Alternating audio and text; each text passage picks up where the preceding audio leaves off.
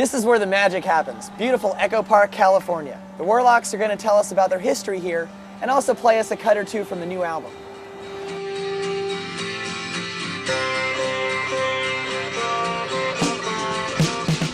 Years ago, we are in Echo Park. As you see, it didn't quite look like this 10 years ago. It was kind of thrashed and there was, there was a nice pizza place. It wasn't like a bakery and all this stuff. It was totally just haphazard and nuts, right? And we lived actually over here. We're going to walk in just a second. So we would have these parties at our house. This one party in particular, I mean, we would play, we'd get some songs together.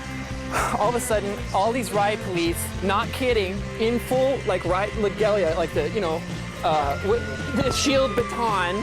Can you imagine coming here in the middle of the night, coming here and all marching down the street, like trying to close the whole party down.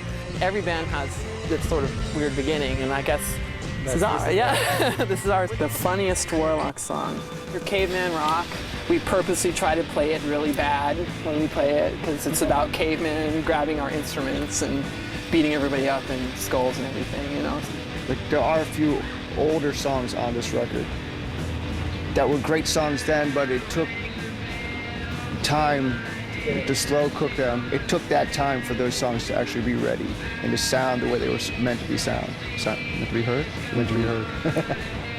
How would you describe your sound to people who maybe haven't heard you yet? I would say,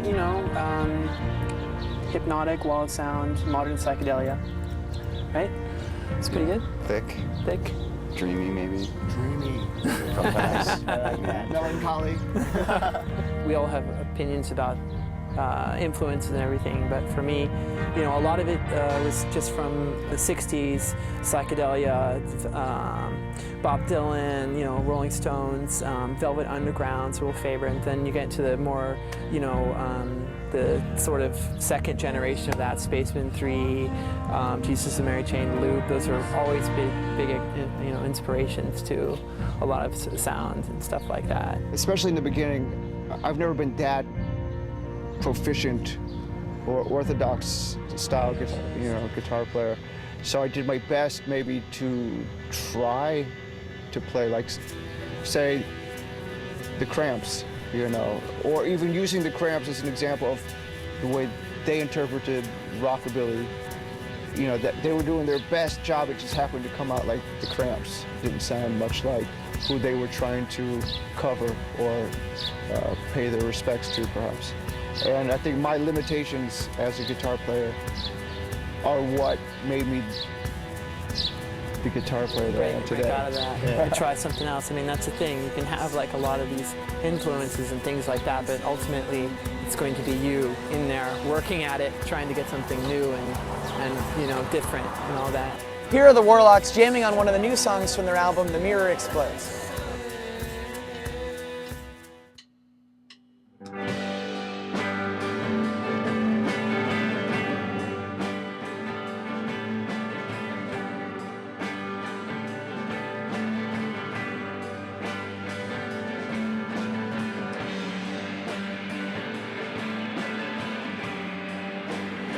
This is Dan Collins from LA Record, and you just saw an interview with the Warlocks. This is Vanaprasta. See you later.